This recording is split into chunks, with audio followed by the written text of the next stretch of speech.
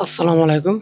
Hey guys, welcome back to my another tutorial. In this tutorial, how to insert gray text box in Excel sheet.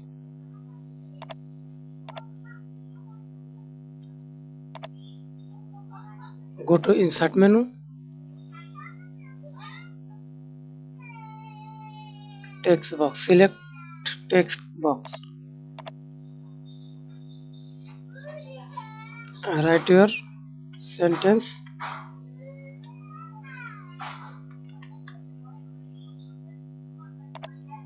center. Okay.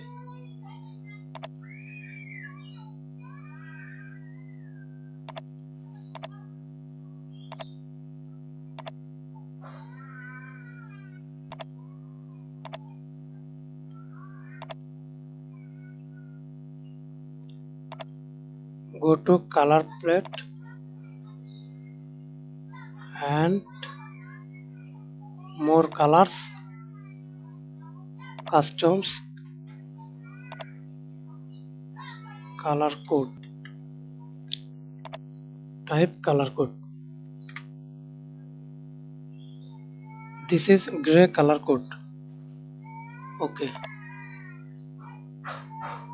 Text color white.